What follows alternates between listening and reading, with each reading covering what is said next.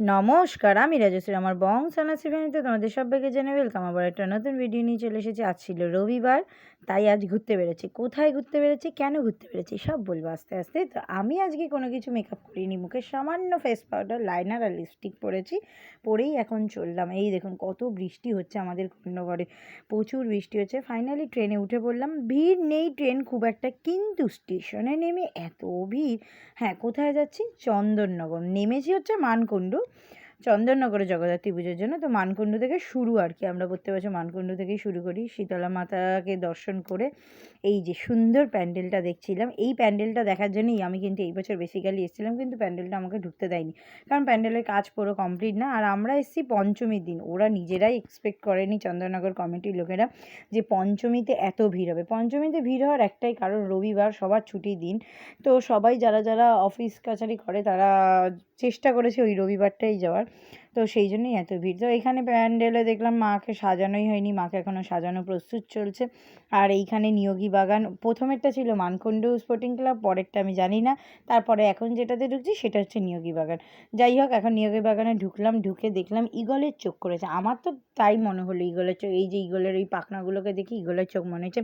আমি থিম পুজো কম বুঝি, খুবই কম বুঝি, না বুঝিয়ে দিলে পরে, কেউ না বলে দিলে পরে আমার মাথার উপর দিয়ে থিমের পুজো যায়। পুতুল টুতুল রাখা থাকলে সেগুলো আমি বুঝি যে কী কী করছে না করছে, কিন্তু থিমের পুজো আমার খুব কম মাথার উপর দিয়ে যায় একদমই। তো এগুলো দেখে আমার চোখই লাগছিলো, আর এগুলো চোখই সব, কিন্তু ঈগলের চোখ না অন্য কারোর চোখ আমি ঠিক বলতে পারবো না, আমার ঈগলের চোখের মতনই লাগলো।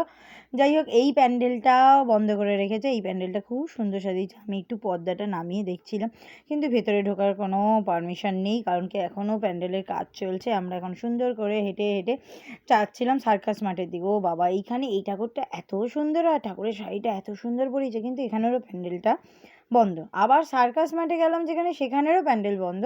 তো সার্কাস মাঠের প্যান্ডেলটা শুনলাম নাকি ত্রিধারার প্যান্ডেল হয়েছে, জানি না। আমি কলকাতায় এবছর দেখিনি, তো ত্রিধারা প্যান্ডেল কীরকম হয়েছে আমি জানি না। তা সার্কাস মাঠের পিছন দিয়ে ঢুকে আমি ঠাকুরটা দর্শন করে ছবিটা তুলে নিয়ে এলাম। তারপরে এই দেখো, যেটা চন্দননগরে মেন বিখ্যাত হচ্ছে লাইটিং, চন্দননগরের লাইটিং। আর চন্দননগরে তেমাথা রানীমা, সব থেকে উঁচু করে, মাথা উঁচু করে দেখতে হবে রানীমাকে। তো ফাইনালি এখন তেমাথা রানীমাকে দেখে বাকি সবার সাথে মানে দেখা সাক্ষাৎ হয়ে গেছিলো। অ্যাকচুয়ালি আমাদের সবার একসাথেই বেরোনো ছিল, কিন্তু আমরা ট্রেন মিস করেছি, সেই জন্য ওরা আগেই গেছে, আমরা পরে গেছি। আর এই দেখো, সঞ্জিত সমুকে পেয়ে আমাকে ভুলেই গেছে। কেন আমি ওকে সতীন বলি দেখেছেন? আমার জীবনেও সতীন সতীন, মানে ওরা এতটাই বেস্ট ফ্রেন্ড যে আমাকে ভুলেই গেছে সঞ্জিত। যাই হোক, ফাইনালি এখন একটা প্যান্ডেলে ঢুকলাম, জানি না এটা কী প্যান্ডেলের নাম, কিন্তু এই প্যান্ডেলে ঢুকে দেখলাম প্যান্ডেলটা আসল বাড়ির সাথে ম্যাচ করে ফেলেছে। মানে আসল, এই যে এই বিল্ডিংটা কিন্তু আসল বিল্ডিং, হ্যাঁ, বাকিগুলো সব নকল, কিন্তু ওই বিল্ডিংটা আসল বিল্ডিং। আর ওই বিল্ডিংয়ের সাথেই জুড়ে দিয়েছে ইট, দেওয়াল টোয়াল করে। সুন্দর লাগছে, কিন্তু কোনো কিছু মানে বোঝাই যাচ্ছে না। কেউ যদি খুব ভালো করে না দেখে সত্যি বোঝাও মুশকিল। আমি ইনস্টাগ্রামে দেখেছিলাম, তাই জন্য আমি বুঝতে পেরেছি। ইনস্টাগ্রামে না দেখলে আমি বুঝতেই পারতাম না, আমাকে কেউ বুদ্ধি বানিয়ে দিলেও আমি বুঝতে পারতাম না। আর বিভাস এই জলটা খেয়েছিল, খেয়ে বোতলটাকে চেপটে চুপটে এখন হাওয়া খাচ্ছে। ভাই বিশাল গরম, বিশাল, মানে নভেম্বর মাস পড়ে গেছে, পড়তে চলেছে, অক্টোবর মাসের শেষ, কিন্তু তবুও বিশাল গরম। তারপর একটু ফুচকা খেয়ে নিলাম, যেই ফুচকাটা খেতে আমার একদম ভালো লাগছিল না, একদম ভালো লাগেনি। প্রথমে নুন দিয়েছিল, তারপরে অত্যাধিক ঝাল দিয়েছিল, যেটা আমার একদম পছন্দ হয়নি। তাই মোটামুটি 20 টাকার 7টা ফুচকা, যেখানে আমরা 2 টাকার 5টা ফুচকা খেতাম, সেখানে এখন 20 টাকার 7টা ফুচকা খেলাম। যাই হোক, তারপর দেখলাম লিচুতলা, লিচুতলা করেছিল বিবর্তন, যেটা খুব সুন্দর লেগেছে আমার। প্যান্ডেলটাও খুব সুন্দর লেগেছে, আর ঠাকুরটা খুব সুন্দর লেগেছিল। পুরো খবরের কাগজ দিয়ে করেছিল। খবরের কাগজ স্টেশনে যেরকম আসে সকালবেলা, যেরকম মানে গুছিয়ে সবাই নিয়ে বেরোয়। তো যখন সঞ্জিত প্রথম মানে আমাদের সম্পর্কে শুরু একদম, তখন সঞ্জিত যখন পড়াশোনা করতো, তার পাশে পাশে যদি কোনো কাজ করে থাকতো, সেটা হলো পেপার দেওয়া। ও প্রথম শুরু করে পেপার দেওয়া দিয়ে।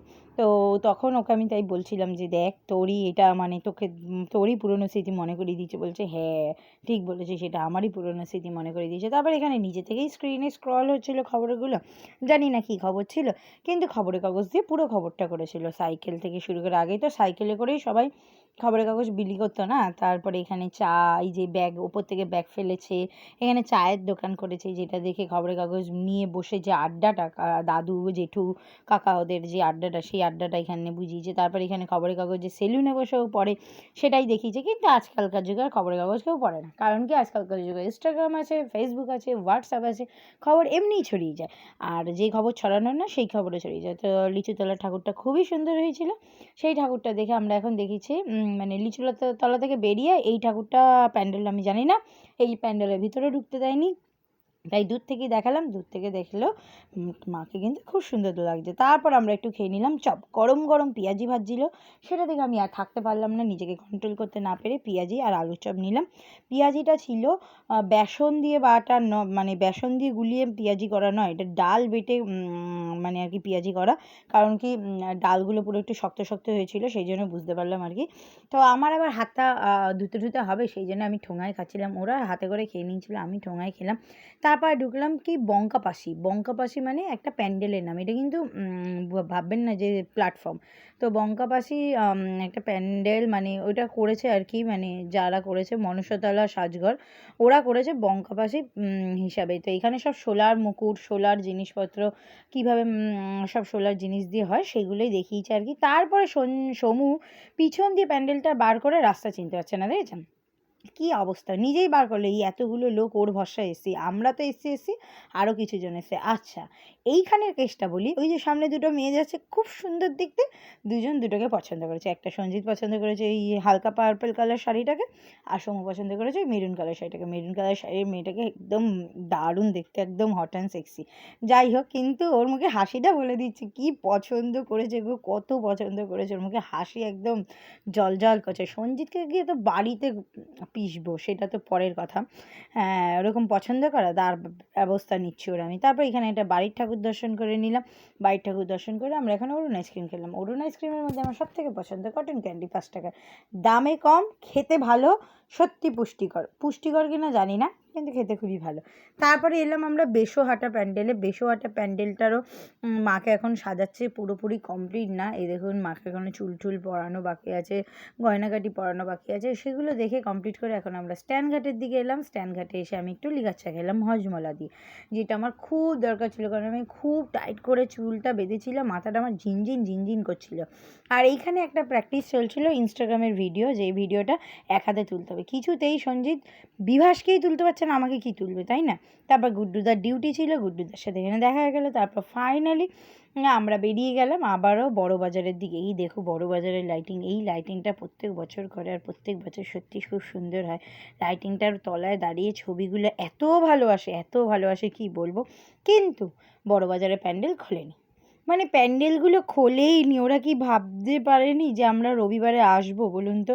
পরের বার থেকে আই থিঙ্ক ওরা সেই বুঝেই প্রিপারেশান নেবে। তারপর একটা মিষ্টির দোকানে ঢুকলাম জল কিনতে, কিন্তু মিষ্টির দোকানে ঢুকবার মিষ্টি খাবো না, এটা তো হতেই পারে না। লাড্ডুটা কি ছিল, তুফান ছিল একদম। তারপর আমি নিজে খেলাম, তারপর বিভাসকে খাইয়ে দিলাম, তারপর সঞ্জয়কে খাইয়ে দিলাম, বাকি সব তো এগিয়ে গেছে, ওদেরকে আর পাইনি। তারপর দেখলাম আমরা বাগবাজারের ঠাকুর। বাগবাজারে এই ঝাড়বাতিটাই মেন, এই লাইটিংই মেন। ওফ, লক্ষ্মীনারায়ণ দেবকে কি সুন্দর লাগছে, লাইটিংও ভালো লাগছে। তারপর দেখা গেল ছোটো বেবি বড় বেবির সাথে, ওদের সাথে গিয়ে ফটক ঘোরার ঠাকুরটা দেখলাম, মধ্যাঞ্চল দেখলাম, এটা মধ্যাঞ্চলের লাইটিং হয় এই পুকুর পাড়ে, কিন্তু আর লাইটিংয়ে সেদিনকে শো হয়নি। এটা একটা বাড়ির ঠাকুর, সেটা দর্শন করে তারপর একটা ORS খেলাম, যেটার আমার নিম্বু পানিটা খুব ভালো লেগেছে, কিন্তু এই হলুদটা হচ্ছে, মানে এই হলুদটা হচ্ছে মৌসুম্বির রস, যেটা আমার খুব একটা ভালো লাগেনি। সঞ্জিতের এটা ভালো লেগেছে, মানে আমার তো অপোজিট হবেইও।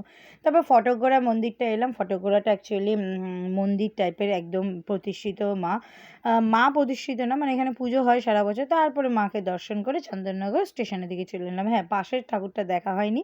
তারপর সঞ্জিতকে এখন পিটাতে ইচ্ছা করছে, কারণ কি ও আমাকে ঘুরিয়ে নিয়ে যাচ্ছিলো অন্যদিকে। হ্যাঁ, আমি বলছি এখানে ওঠ, এখানে উঠলে ফাঁকাও পাবো, আর আমাদের কন্যাগড়ে নামতেও সুবিধা হবে। তারপর কন্যাগড়ে নেমে আমরা ফাইনালি বাড়ির দিকে চলে এলাম।